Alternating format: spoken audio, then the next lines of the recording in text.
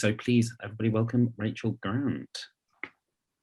My spotlight, there it is. Super, thanks Reese. And thanks everyone for joining us tonight. I'll just share my screen shortly. Super, thanks very much. So my name's Rachel Grant. I'm a freelance curator based in Aberdeen in the northeast of Scotland, and I operate through the curatorial platform Fertile Ground.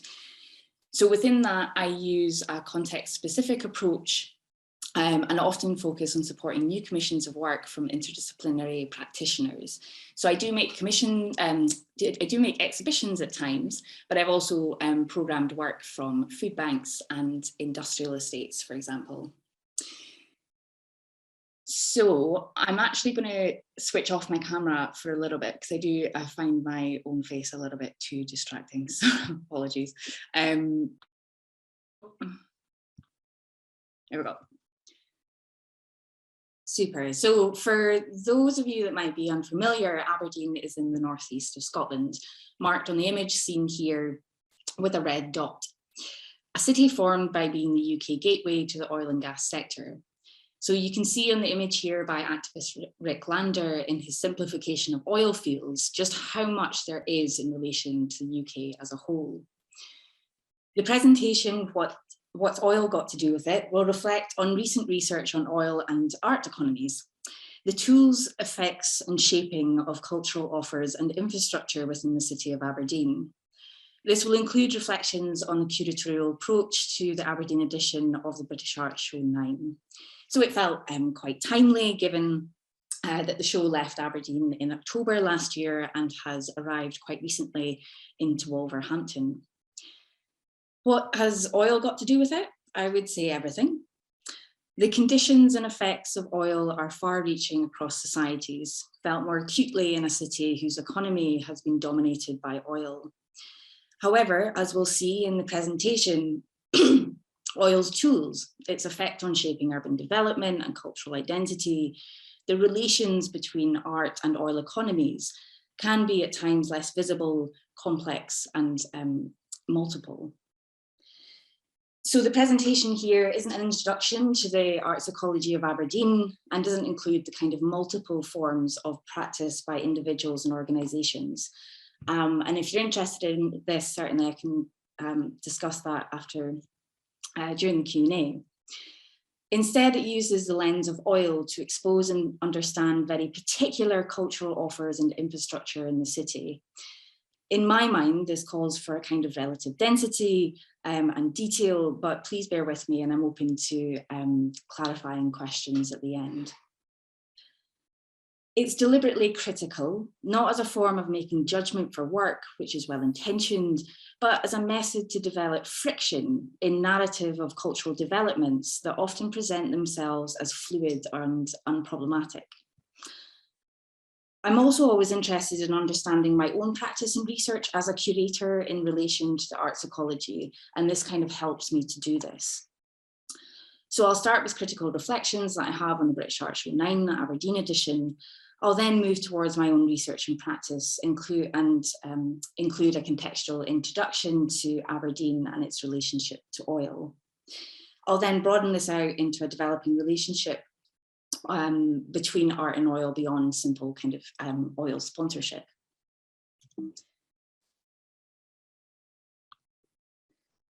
So the British Art Show, for those that might be unfamiliar, is a landmark touring exhibition that celebrates the vitality of recent art made in Britain. Organised every 5 years by Hayward Gallery Touring, the exhibition brings the work of artists defining new directions in contemporary art to 4 host cities across the UK. British Art Show 9 is curated by Irene Aristizabal and Hamad Nazar and presented in collaboration with the cities of Aberdeen, Wolverhampton, Manchester and Plymouth.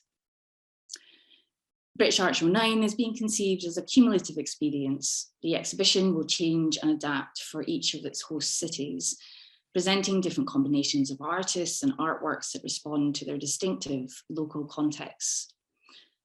So in contrast to presentations that are planned in other host cities, British Art Show 9 primarily took place at one site, Aberdeen Art Gallery. And just one work to note outside of the gallery was Abigail Reynolds' elliptical reading in the Central Library and some selected public engagement programmes. So the curatorial framework for Aberdeen's presentation was described as the following. So the presentation centres on exploring different forms of knowledge, including spirituality, to heal the earth, to resist the injustices of extractivism, and to develop non-exploitative ways of living with the non-human. Aberdeen, known as the Granite City due to its status as the UK's biggest supplier of granite, is in the midst of a complex transition from its economic reliance on the oil and gas industry towards a shift to green energy production. So this iteration of British Art Show 9 proposes to put care at the heart of our relationship with nature and all beings, moving away from the hierarchical interaction that puts humans first. So I acknowledge the curatorial ambition even to suggest that a large-scale touring show could have a meaningful attachment to a local context at all, that the machine-like qualities of the British Art Show and all of the challenges that scale brings could in some way be disrupted or be challenged in this curatorial approach is intensely ambitious. So these kind of three key points are the ones that I'd like to introduce and will be kind of expanded on within the presentation. So the propositions put forth in the Aberdeen edition as one of healing, care, and reframing hierarchical relationships are far removed from the realities of social, political, and economic life in the city and region. The capitalisation of the local to give a kind of new form to an old way of working in the context of large-scale touring shows remains, in my mind, a little kind of limited in form.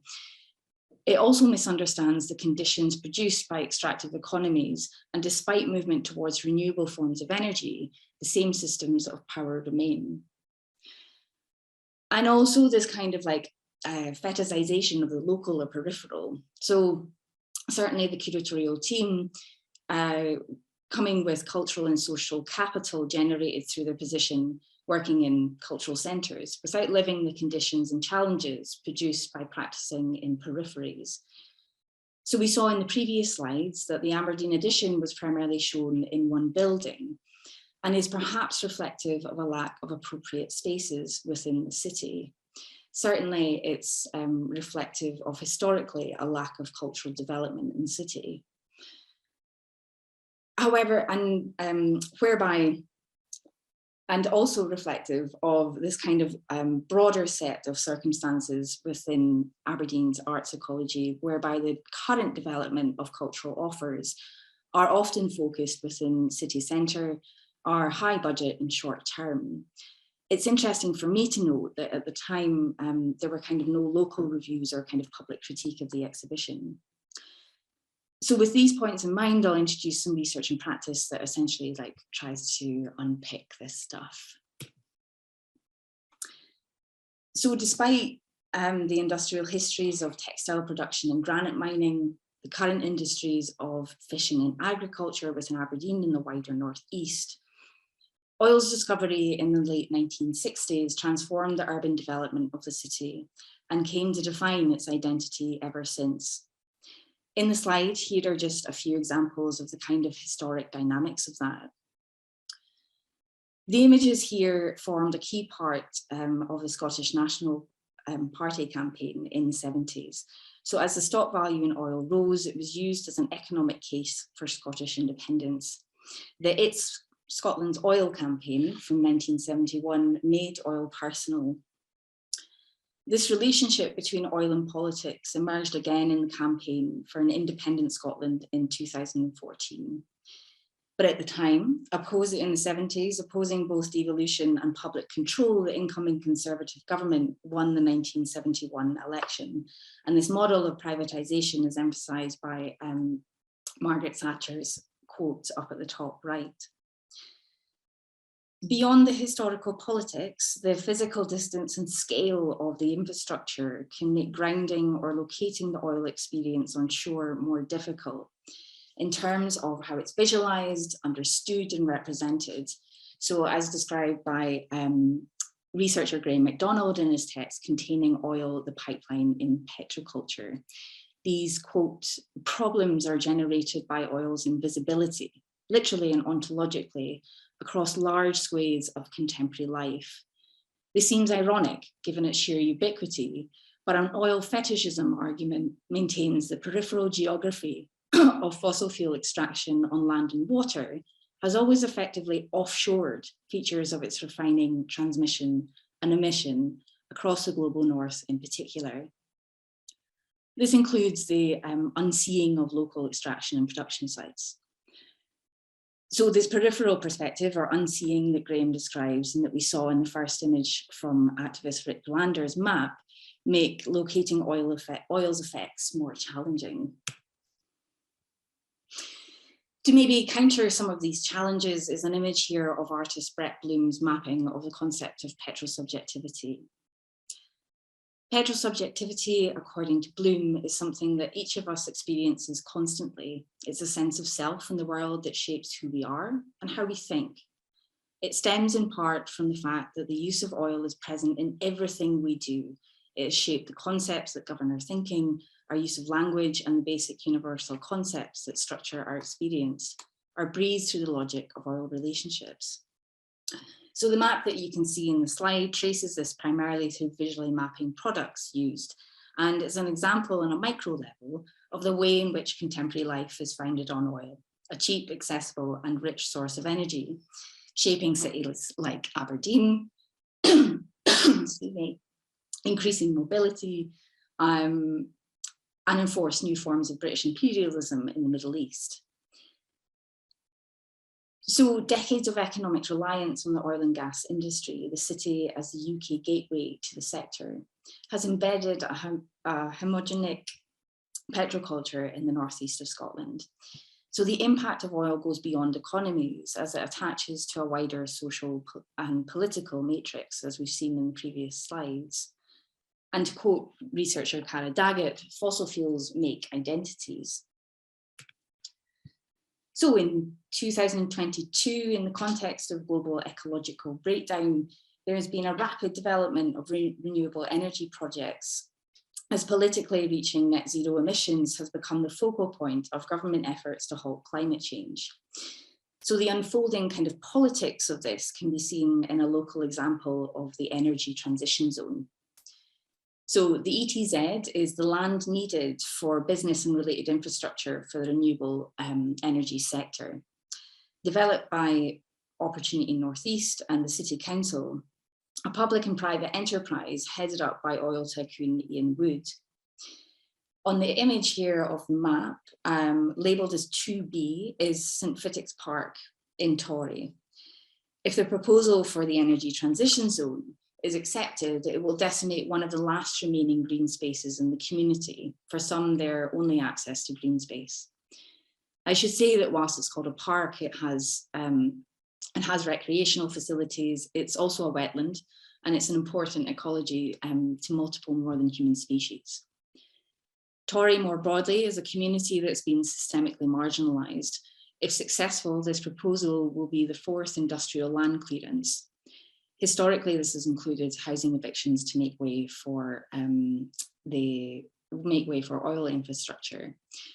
And the community continues to fight through groups such as Friends of St Fittick's Park. So to recap on the kind of last couple of slides, we can see that the impact of oil is embedded here, and its impacted across political, social, and economic life.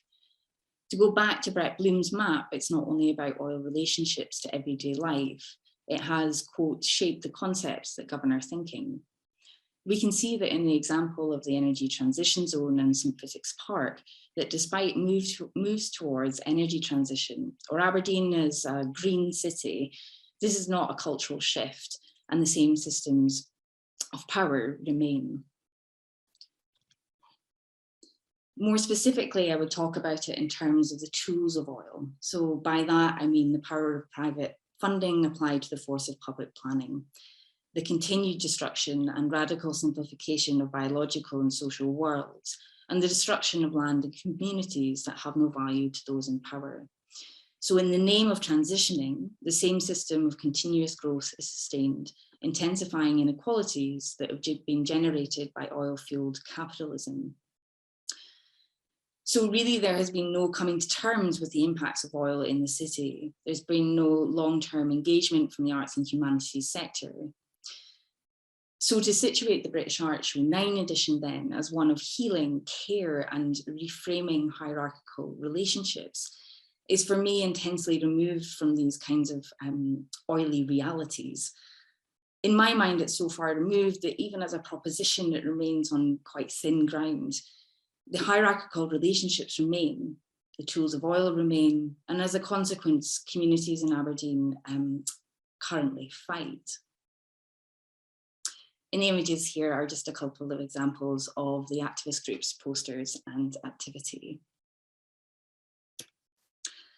So more broadly, critiques and systems issues within the art world and the distance between it and the realities of life in the UK have quite a long history. A particular artist and writer that I'm really interested in is Morgan Quaintance. So Morgan is an artist and writer based in London, writing critically on contemporary art, aesthetics, and their social political contexts. The content also regularly focuses on issues of race and class. The approach he uses is often looking towards financial aspects with a kind of forensic lens of arts institutions and organizations. And here in the slide are just a couple of examples of his previous texts. Certainly, I would say there's a little bit of limitations around what's described as the UK art world, which is often London and occasionally England more broadly. But for me, they've invited certain questions for my own research and practice. So the texts of Morgan, alongside other voices like The White Cube, Nothing Personal magazine, which is based in Glasgow, are informing my current research. So whilst attaching to these kind of broader set of relations between art and economies, I'm interested in this question of what might this landscape look like from a carbon intensive region? How might the connections between art and oil beyond sponsorship be made? Because some of the structural problems that Morgan describes in some of his previous work, Closed Loop, for example, he describes structural issues related to offshore accounting, tax avoiding, blacklisting of artists, for example, can also be found in the oil industry. This is there is a growing argument in my mind that in multiple and complex ways, art and oil economies, the structural problems they have, the often performance of progress and equity, the impact on individual workers have more in common than they have differences. So this is currently taking the form of exercises in mapping, thanks Brett, the multiple ways in which this happens. So also this is a work in progress. It includes a historical approach to the ties between industrialization in the 1800s and what has come to be known as art in the work of Larry Shiner, and reference to Gregory Cholette's artistic art, Dark Matter, for example. It is also taking place in the common ground between workers using ideas of precarity within the sector. Within the oil industry, there are inequalities within that sector. More broadly, this is a workforce at the mercy of a boom and bust economy. This is a workforce that has been historically blacklisted for unionizing, faced violence during strikes, and currently blacklisting still takes place. This is a workforce that is currently being failed by state measures to situate a just transition to find meaningful work in the renewable energy sector and to move beyond oil relative to the kind of performance of progress that Morgan describes in his writings.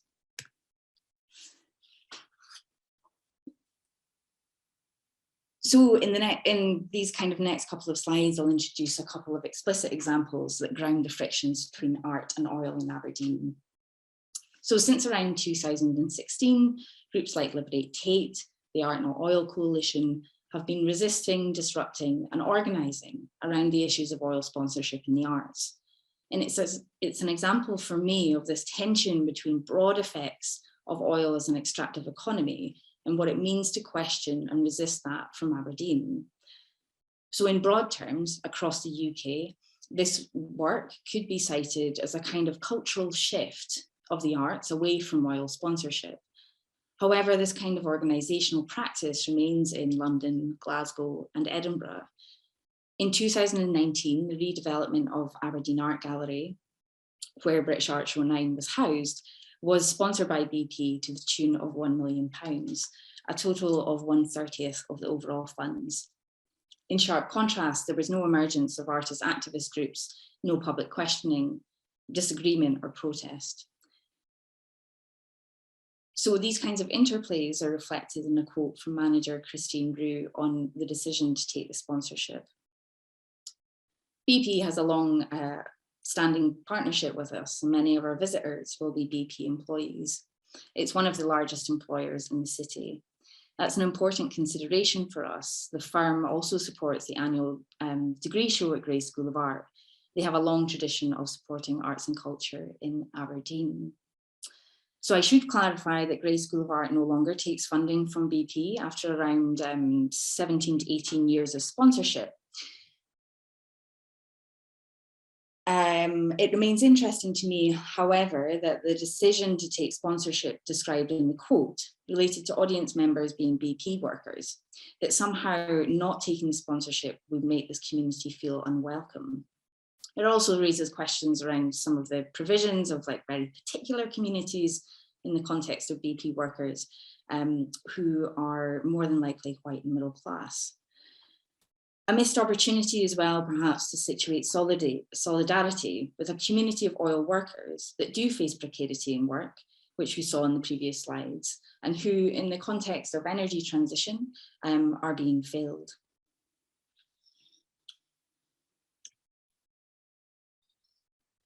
So these oily relationships also made their way into particular works within the British Art Show 9, and here's an example of Catherine Baum's work. So Catherine is an artist based in London and describes her work as operating in and outside of the art world, practicing in the real economy and connecting different translocal communities. So I wanted to focus in on the context of the written text that was part of that work that held a lot of tension for me. It started with an interesting question highlighted in bold on the slide. So how can we talk about art and ecosystems in Aberdeen without talking about oil? The artist also acknowledges that she's not local and does not know enough about Aberdeen and oil. So as outlined in the last BP slide, BP sponsored the gallery and is a hop, skip and a jump away from where the work was located. However, the sponsorship wasn't mentioned anywhere in the text. Perhaps this is reflective of the limitations of a large-scale touring show in providing this kind of local context to artists. Whatever the reason, the kind of failure to speak to the oil-soaked elephant in the room is reflective of the kind of wider systems issues, for me anyway, within British Art Show 9's attempt to attach to local contexts. Because for anyone that's chosen to work in geographies outside of cultural centres will know that it creates challenges that are geographically specific, however, can speak to common areas of visibility, audience development, capacity of the sector. However, to ground a practice in a locality requires a long-term and deep knowledge of the place in which you live, knowledge which is not always valued in the wider context of the art market. In sharp contrast to an exhibition such as the British Art Show 9, which whilst drawing on social and cultural capital, generated through access to cultural centres, kind of claims positions and proposals for the periphery, for the local, air quotes, or an idea of the local, with limited understanding of the kind of conditions produced in these places. So this isn't only about the British Art Show 9, as the kind of previous slides have maybe hinted at, Aberdeen is not post-industrial, and the wider implications of oil and art here are beyond sponsorship. So this is just another, a different example of New Art Aberdeen. It's a street art festival. It was culturally imported from Stavanger, and it's led by the business sector in the form of a business levy group. So essentially they went to Stavanger and liked what they saw. They lobbied the local authority for funding the festival.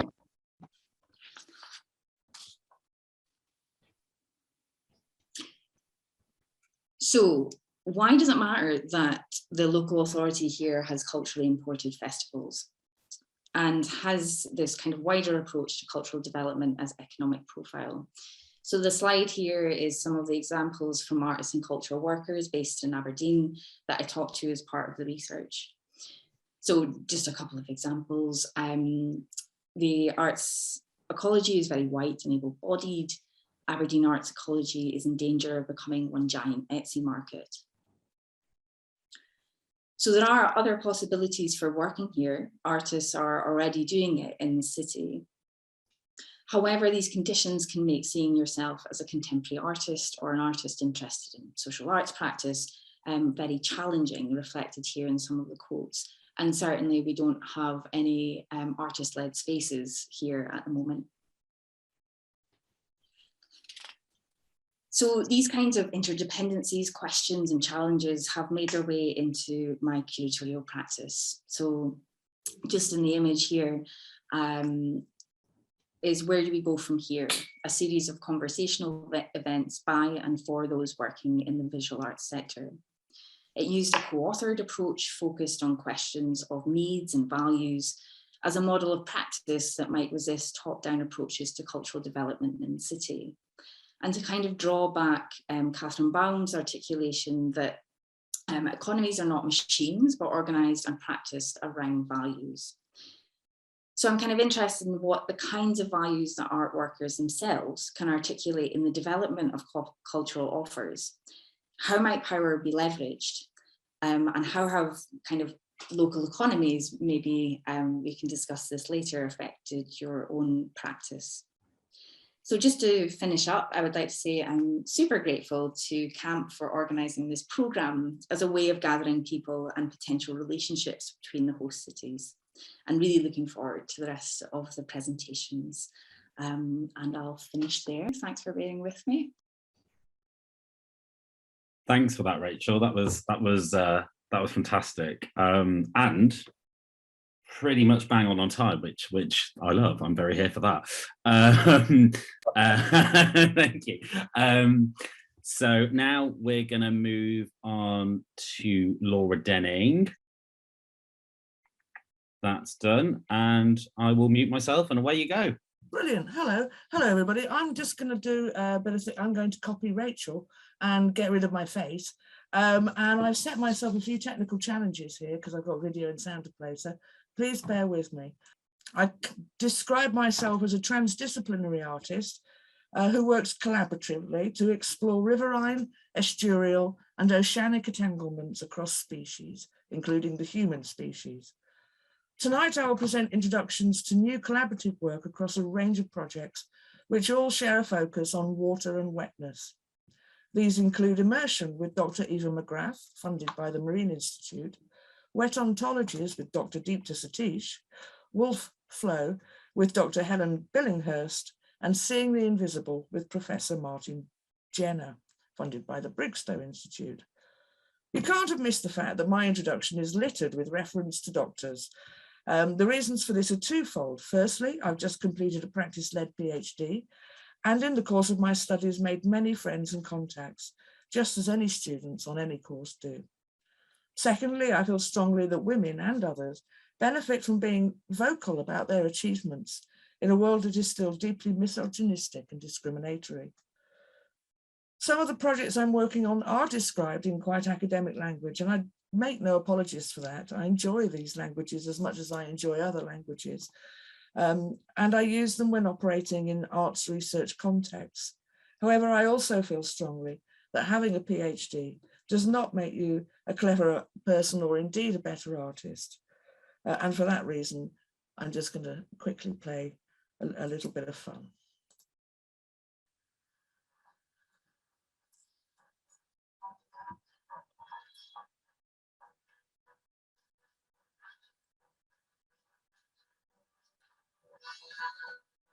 So there you go, there's Dr. Denning. Since returning to Devon in 2011, the River Erm has been my nearest stretch of coastline and estuary, and I have visited it regularly throughout the seasons. In 2018, as an act of self-care, I started keeping journal entries, short paragraphs that I would write on site that always aimed to be objective, but were always, despite myself, subjective. I did this for 2 years. Since then, I have maintained and intensified my relationship with Wonnel, which is where you enter the estuary on the River Erm, and I am at last bringing this relationship directly into my work. Throughout lockdown, I met up online with a friend living in Bangalore in India. Also an artist and academic, Deepta Satish, shares my focus on wet, watery spaces. We met at a conference on exactly that theme. And then a year later in 2018, Deepta helped me get a 5-week residency in Bangalore. Anyway, by April 2020, we were both in lockdown on different sides of the world, and we began an online collaboration. We started sending each other short digital postcards based on our conversations. Here are a couple. So here's my postcard from April. Excuse me.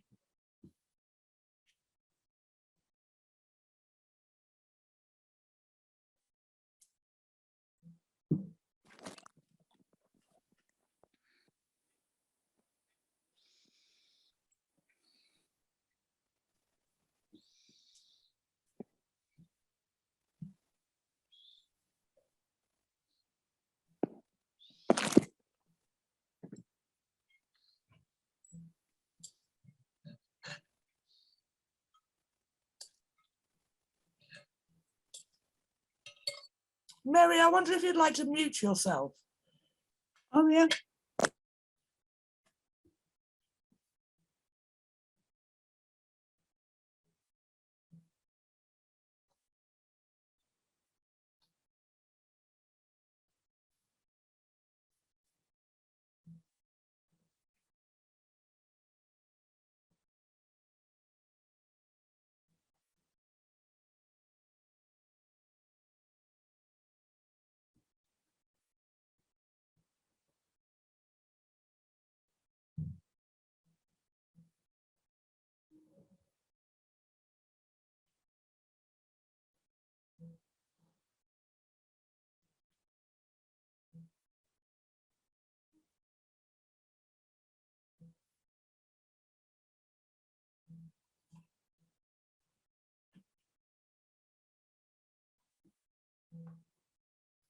And here is Deepta's first postcard. I should say that we were both getting used to using our mobile phones as tools to communicate that didn't involve making a call to each other. And so we learned a lot along the way, and I'll come to that, but our first few postcards to each other were a bit DIY, I guess. Anyway, here's Deepta's first postcard.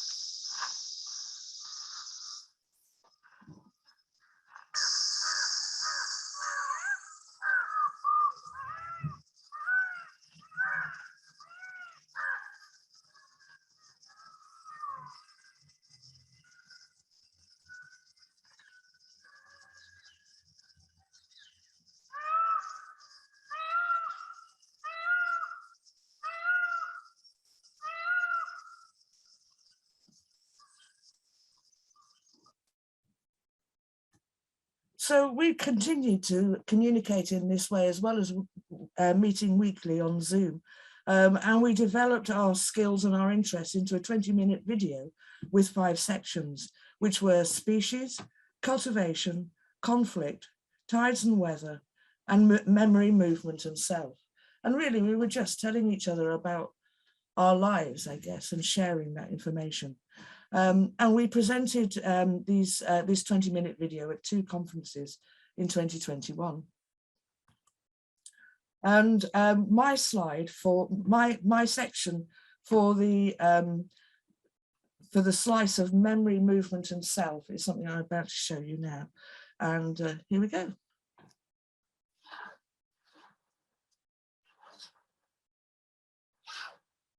As transition areas between 2 adjacent but different ecosystems, ecotones appear as both gradual shifts and abrupt demarcations, but more than just a marker of separation, or even a marker of connection, although importantly, both those things. An ecotone is also a zone of fecundity, creativity, transformation, of becoming, assembling, multiplying, of diverging, differentiating, relinquishing. Something happens. Estuaries, tidal zones, wetlands, these are all liminal spaces where 2 complex systems meet, embrace, clash, and transform one another. Eco, home, tone, tension. We must learn to be at home in the quivering tension of the in-between. No other home is available. In between nature and culture, in between biology and philosophy, in between the human and everything we ram ourselves up against, everything we desperately shield ourselves from, everything we throw ourselves into, wrecked and recklessly, watching amazed as our skins become thinner.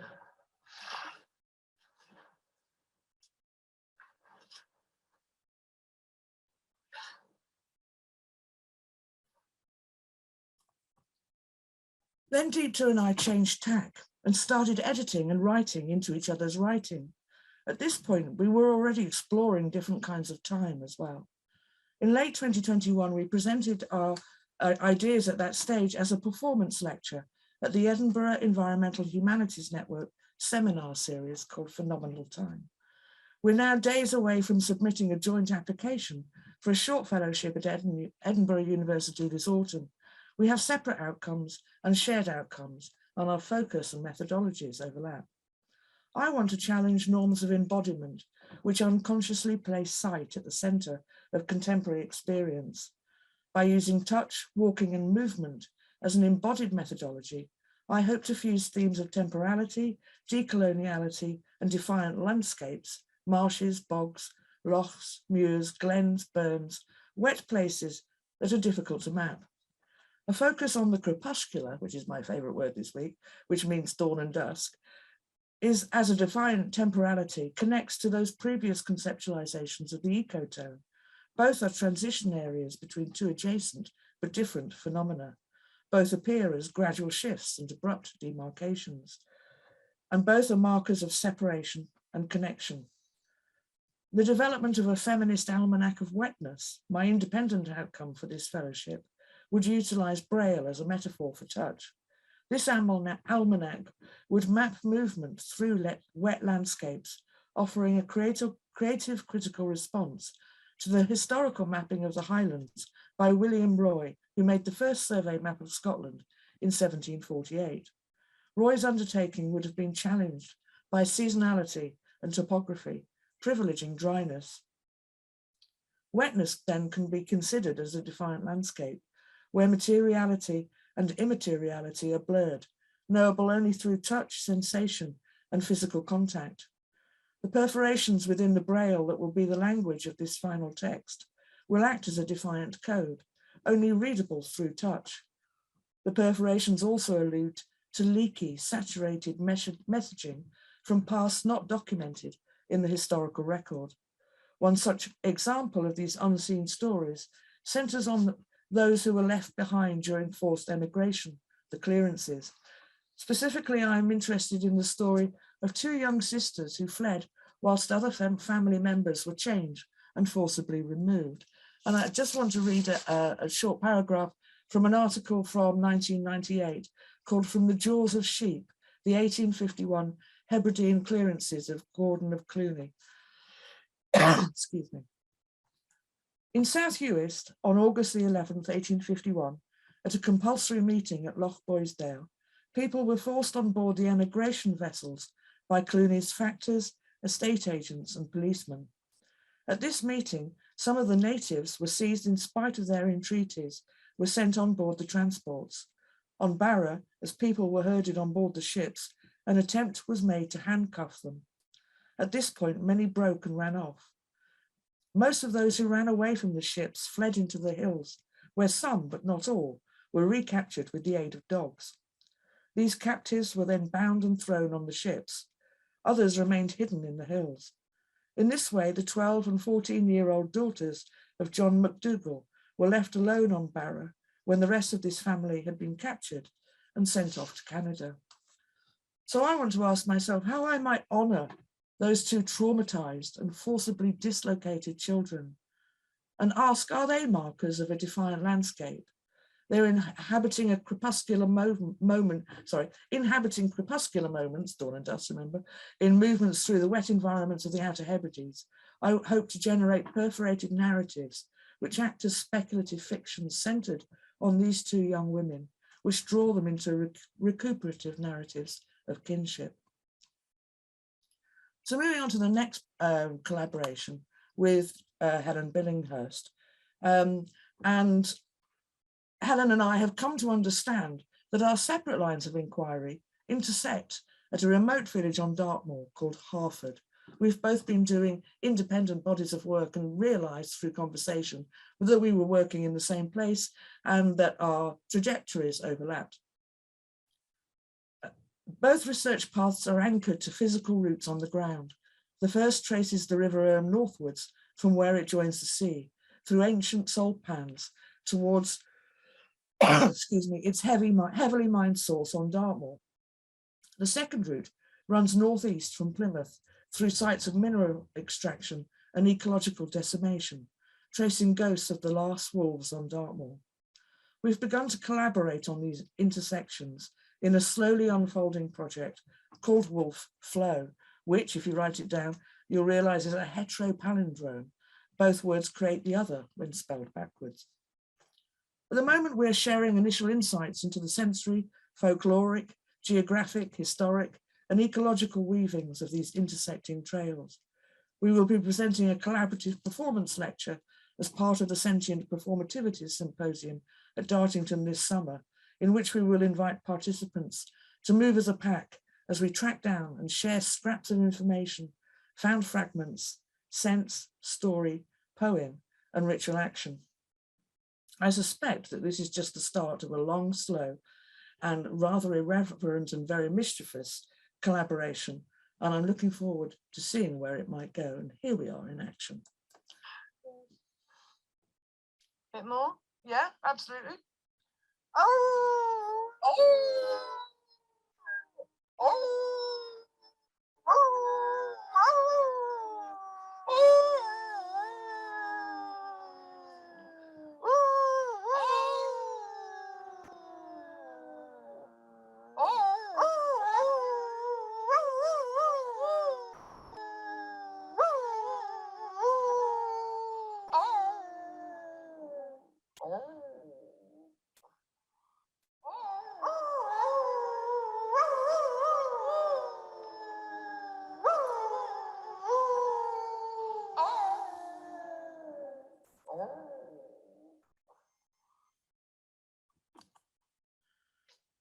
Full moon camps and Wannel fires. Wannel is a place.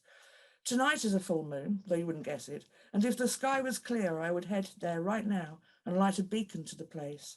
I do this regularly on full moons, as well as making overnight camps when the weather is right, to watch the moon rise.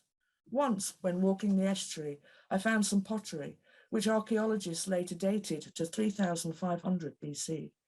You can feel the maker's fingerprints as you handle the tiny fragment.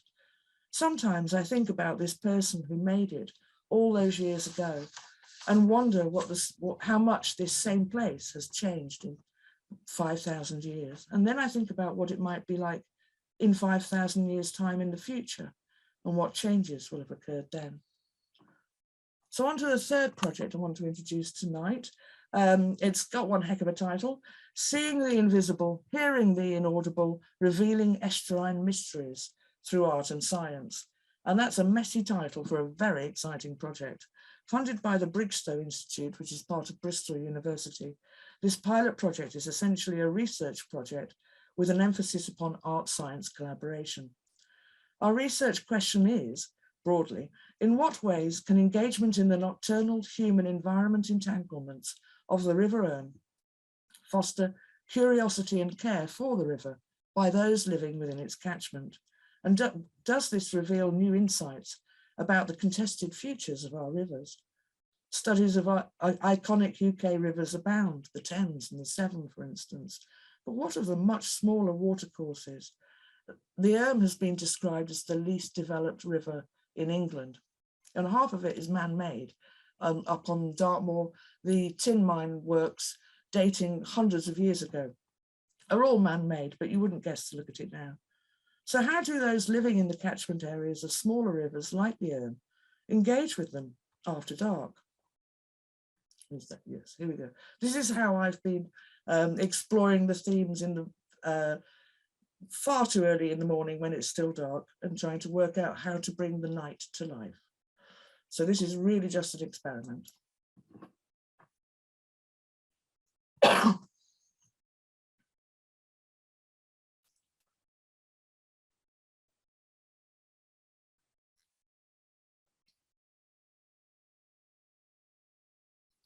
So there you go, there's me faffing about in the garden in the dark.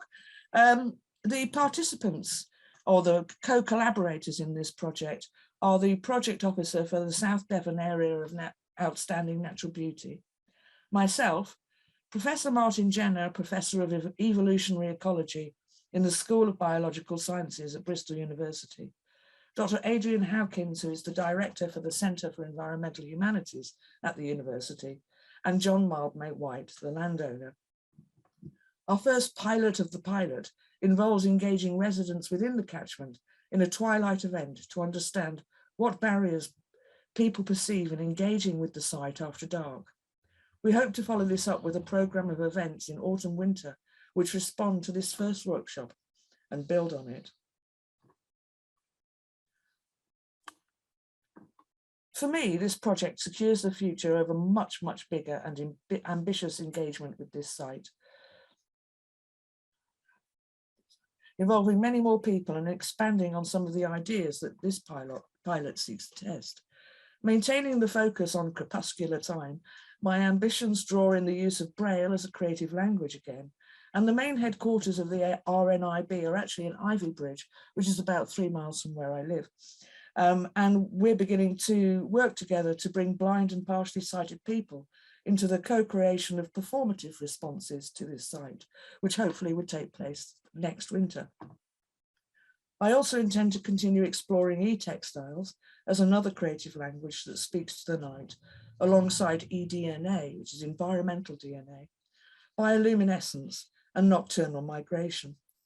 Tides, weather and cosmology will form a strand in this bigger project, drawing on the work undertaken with Dita Satish to continue an almanac of wetness.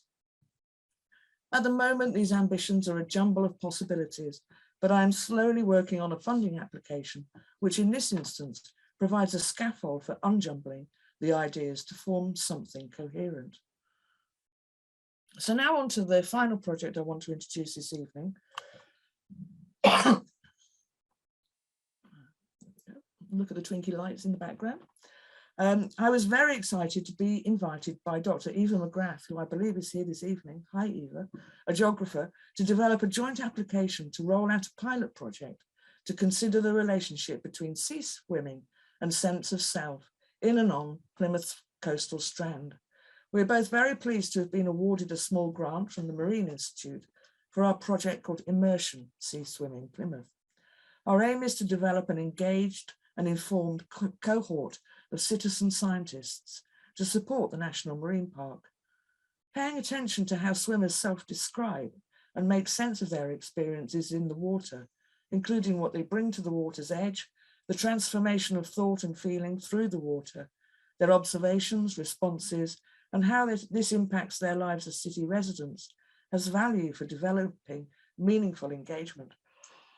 Excuse me. Right. Our project aims to make visible the invisible narratives within and around Firestone Bay, with exceptional examples of marine, aquatic, and water edge species, including seagrass, rays, sharks, and purple sandpipers. Swimmers at Firestone Bay will note the changing ecologies of the site alongside changes in their well-being. Swimmers are also well placed to notice subtle differences that contribute to a wider understanding of these complex ecologies. In-place workshops will deepen the swimmers' observation of land-water environments by sharing knowledge of marine species and inviting individuals to listen deeply to sounds underwater, to foster compassion and care for this marine environment.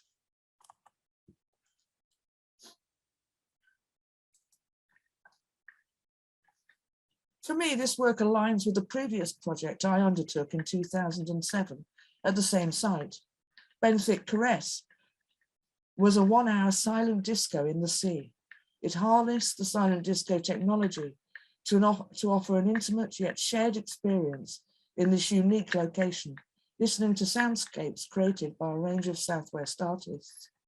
The motivation for Benthic Caress has an overarching parallel with immersion, to provide a scaffold for people to immerse themselves in an embodied relationship with this very particular place.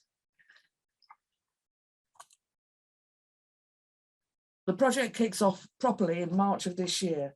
Eva herself swims regularly at this site, and here is one of her diary entries that she's very kindly given me permission to play this evening. I am the only one here at this beach. I've just come out of the water. Felt my body lift and be pulled in these waves. Felt my legs pedaling in relation to the current and the wind that is swelling behind me. I found myself reaching out to the buoy and feeling the tentacles of kelp meet me. I know the colours, the purples and the greens, and all the little barnacles which are webbed on the chain beneath. And I just feel a sense of restoration as water is moving in me, through me, by me, beside me.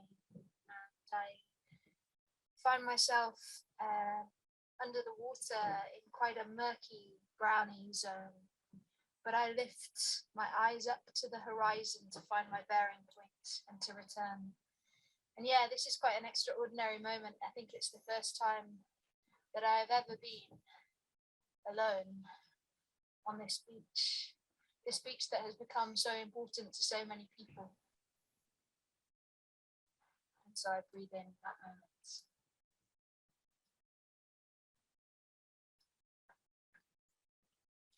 I'm very excited about this project in and for itself, but also where it might lead.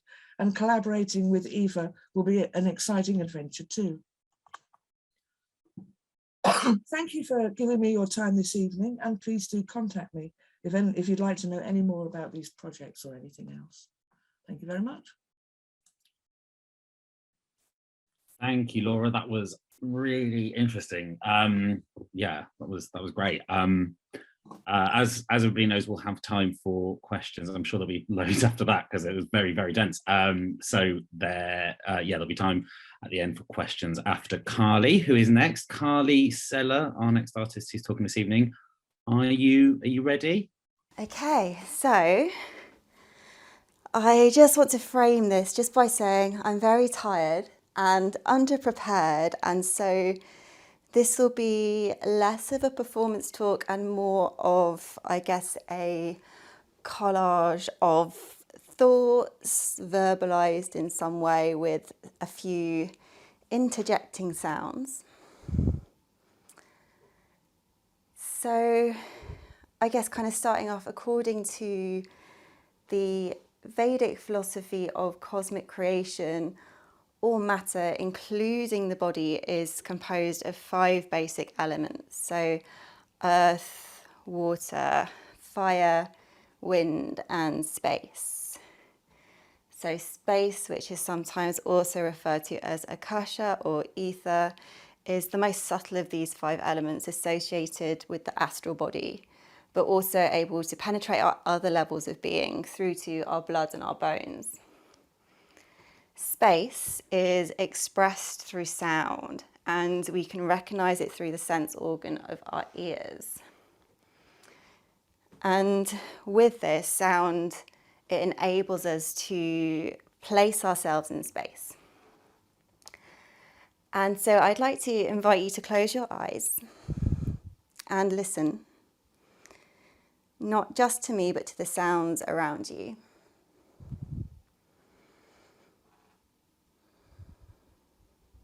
So send your awareness out to find the furthest away sound that you can hear. Maybe that's something happening outside.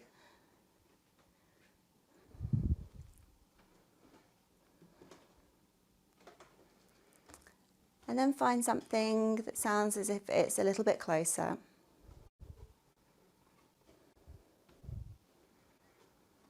Maybe coming to a sound that's in the same room as you.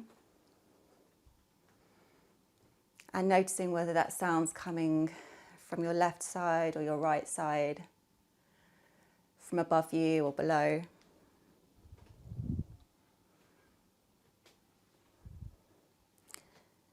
And then notice any sounds that you're making, whether that's your breath, a slight click or crunch of a shoulder bone,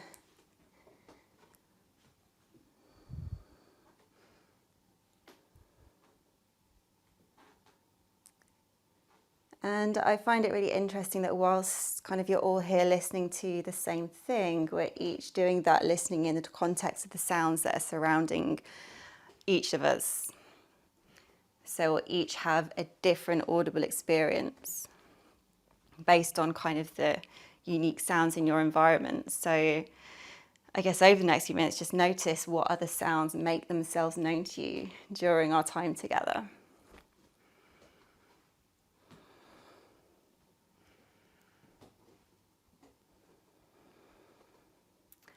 I consider my body to be quite sensitive to sounds, so easily pushed over the edge by certain noises. There are a lot of sounds that make me tighten, particularly the drone of televised football and my door buzzer, which I'm grateful is currently broken and I have no will to fix it. But also more subtle sounds like the crunch of a snail's shell as it's stepped on. Or more shocking sounds like when talk radio is on far too loud and I just feel like I'm being shouted at.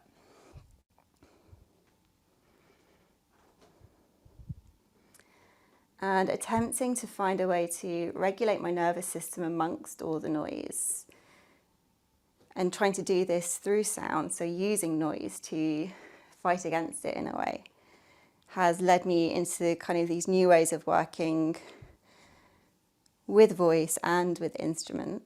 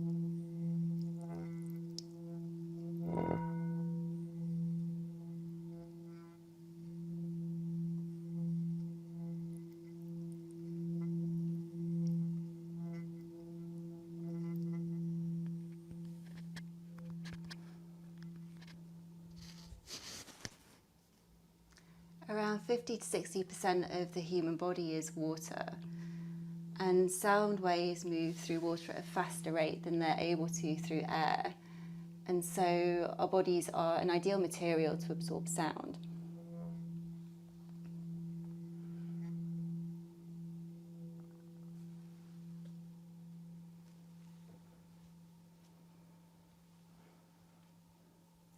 Different pitches are felt in different parts of the body.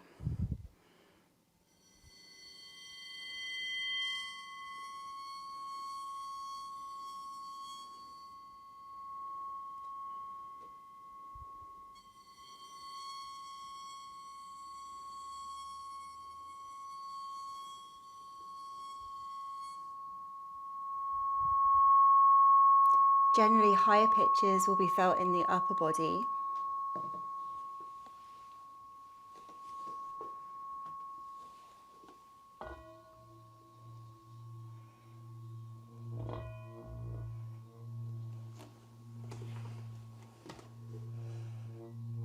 And lower pitches in the lower body.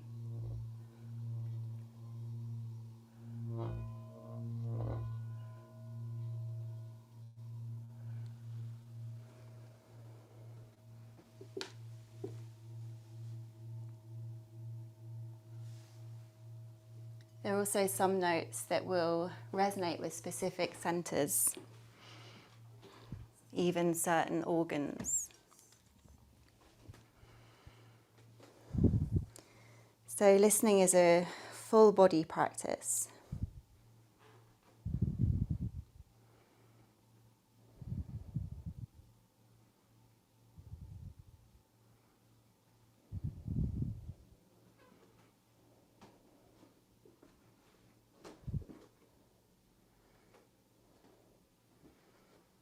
Sounding can be a full body practice too.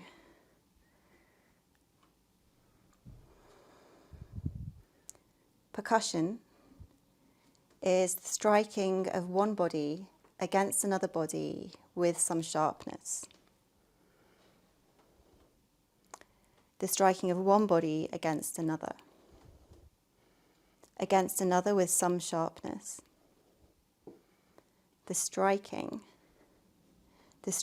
of, with some sharpness, of one body against another, one body, another body, body against another, body against body.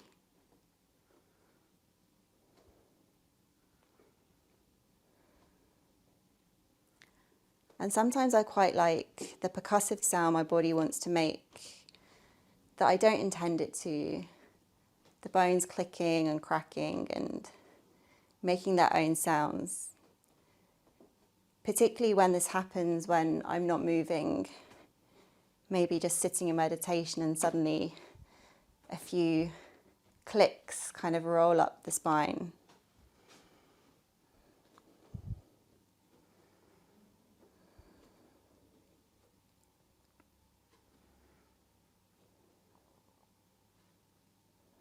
But these are just a few thoughts at the moment.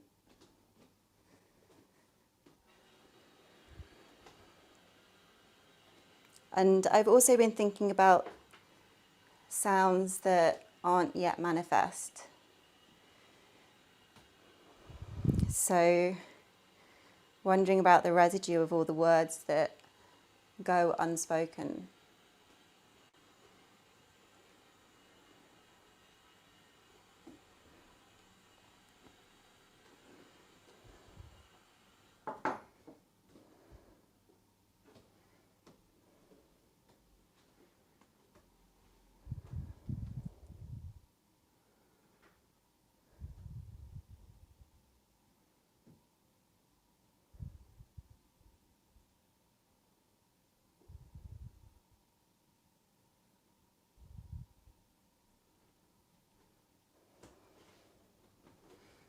And now I'd just like to share a short clip from a performance I did it a couple of years ago. So I just want to find my screen share.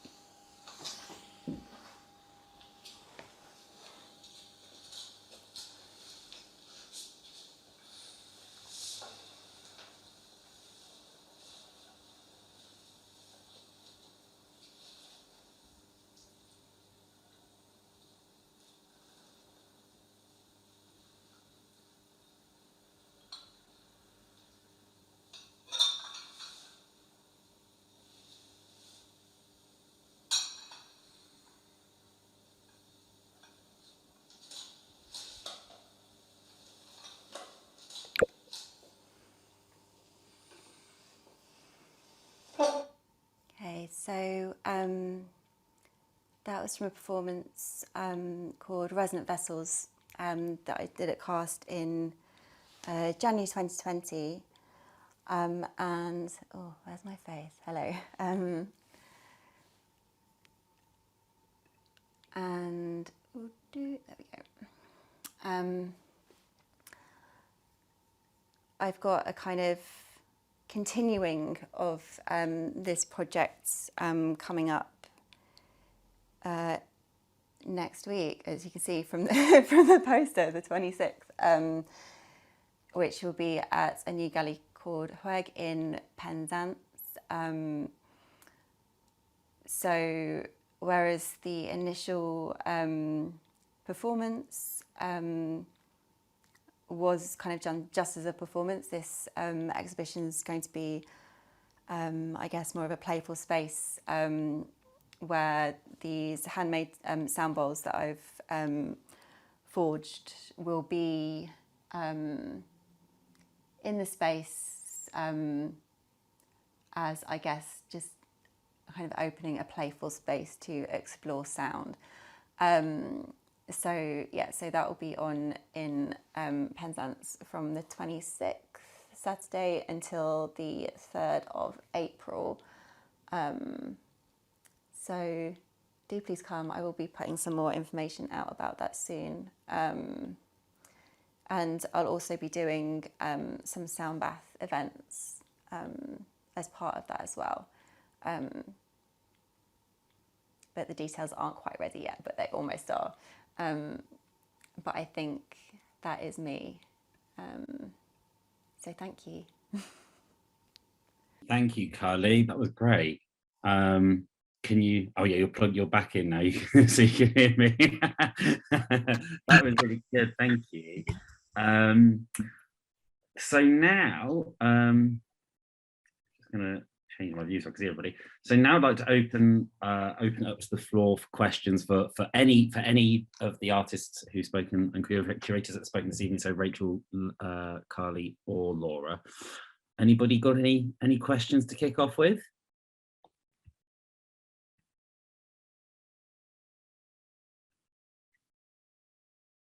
Anyone? Okay, well, I've got something. I've got a few things I wanted to ask. Firstly to Rachel, you mentioned kind of in your talk about this tension between location and kind of larger touring shows coming to like certain locations, and obviously, you know, we're all the people here more or less are in a situation where, you know, British Art Show is coming to either their town or a town quite near them, and it's a conversation that, you know, here in Plymouth has been quite present, because it's been heavily noted that there's only one Southwest artist in British Art Show, which as a survey show of the whole country is a bit bizarre. And I guess I just was wondering if you could say a little bit more about that if you wanted to, or whether, you know, whether there were similar tensions about the artist selection as well that kind of built part of your thoughts there. Sure. So I think by memory of reading the publication, but it was a while ago, I think the kind of percentages, to put it to numbers first and foremost, I think around 30% of the artists are still based in London.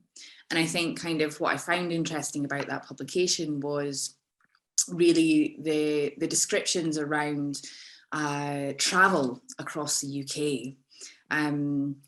They mention, you know, particular places, but still in this drawing out of, we did make the effort to go and travel, but we still selected within London. And I think it's kind of interesting to, yeah, kind of think about, there's, I suppose, always peripheries of peripheries, right? So, I mean, you can, you've got the Aberdeen in the context of Scotland, a periphery to the Central Belt, Glasgow and Edinburgh, for example.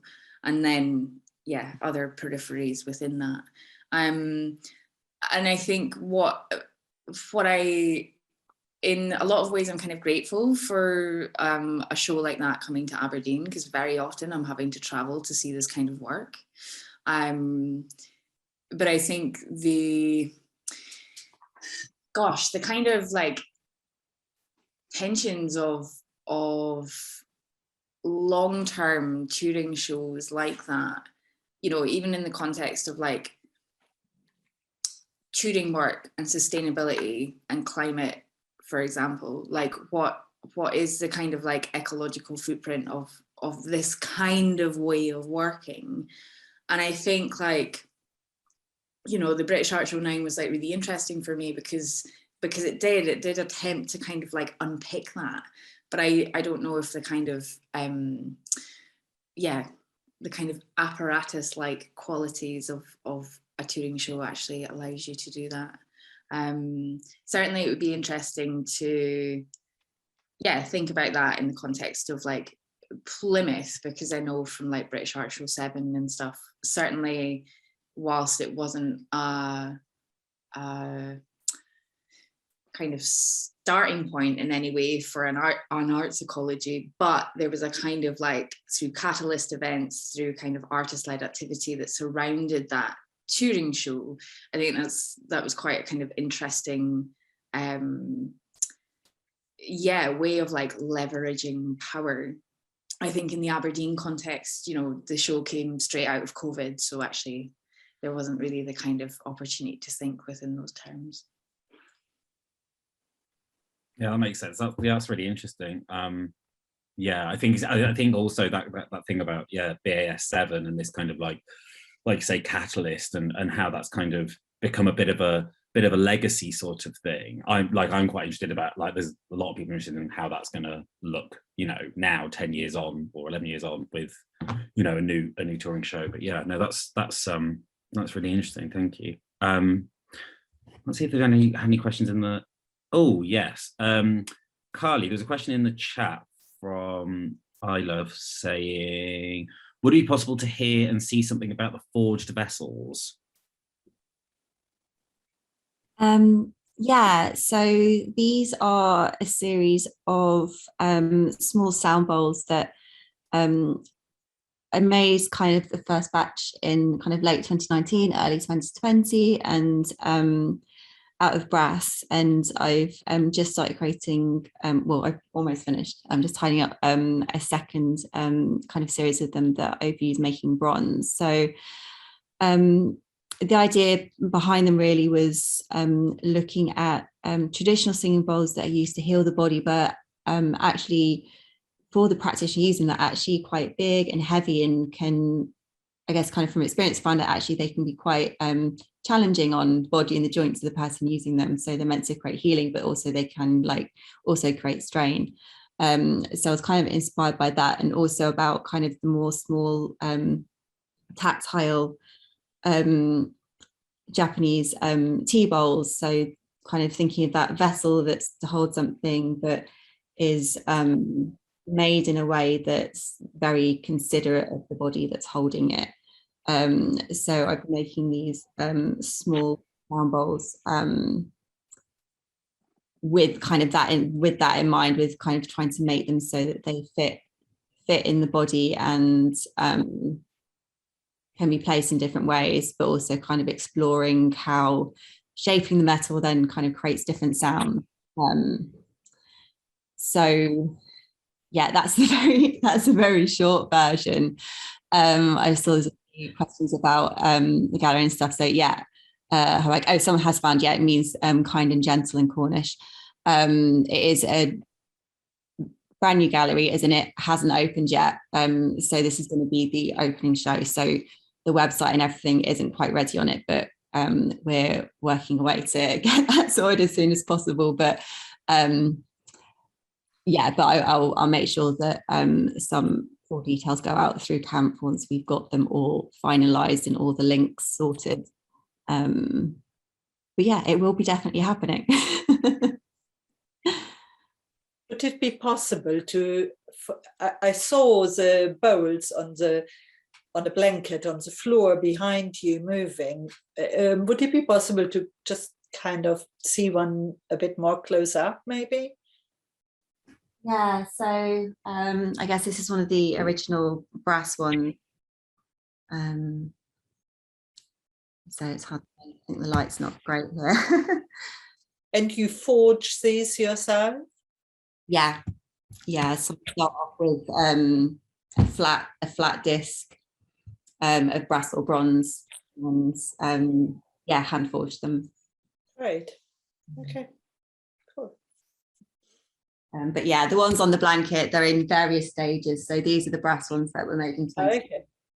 And these are kind of the newer bronze ones, which are all in various states. I think none of them are actually fully finished yet. So they're in various states of being kind of finished and polished at the moment.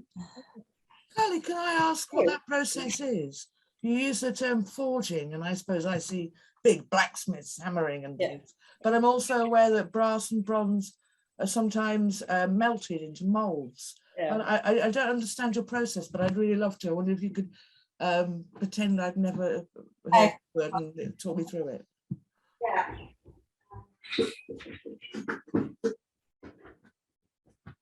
Okay. Start off with a piece of metal, just like this.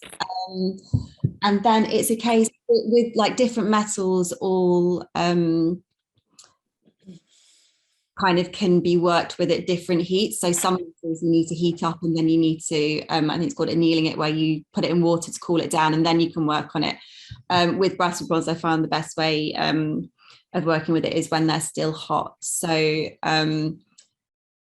it's, yeah, a bit of alchemy in heating it up on the forge, waiting for it to get the right shade of red to know that it's ready, but also because you can overdo it and melt it. So it's getting it to just the right temperature, then taking it off and yeah, hammering very hard for a very long time, and just the process of keeping heating it and shaping it. So with most of them, I kind of start them off on a machine called a power hammer, just to get the basic shape. Some of them I have done fully from scratch, just with a kind of small hand hammer, but kind of starting off by just getting a little bit of a shape.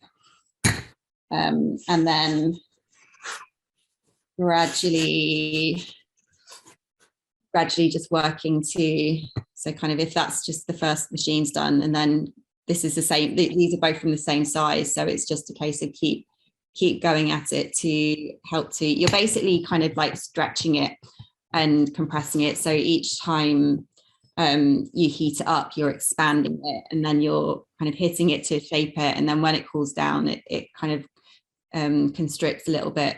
So then you're kind of constantly in this kind of expanding and contracting situation with it, to keep kind of stretching it out and molding it. And yeah.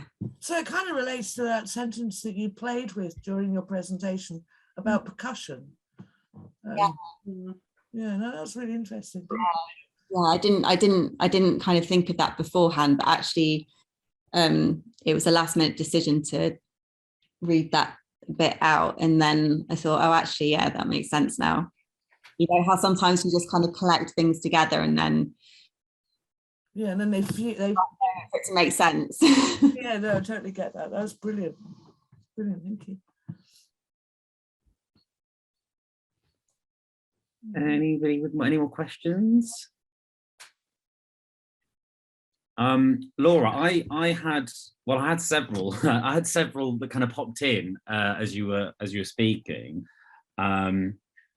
But one thing I wanted to ask, obviously I remember your project down, the Benthic Caress project from the Weekender a few years ago very well.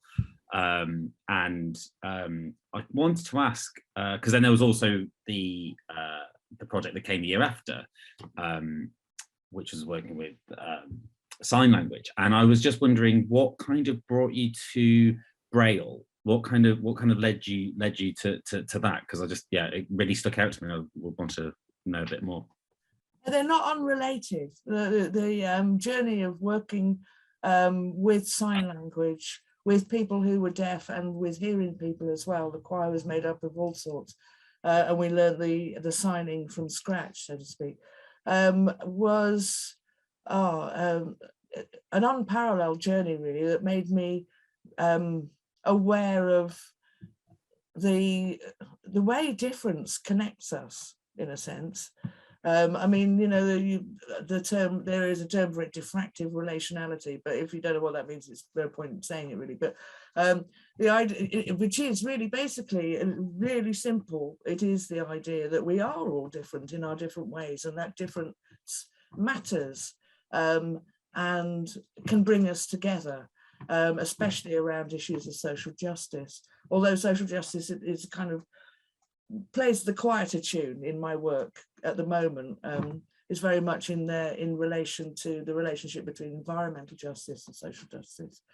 And I suppose touch and I'm also intrigued by things that aren't obvious, things that I don't understand. So I can't read Braille through touch. I have a little bit of understanding. Thank you, Karen. I shall look into that, of how you might write it, but I can't have the, I think I'm probably burnt off the ends of my fingertips for a kickoff. And so not knowing that makes it all the more intriguing to me.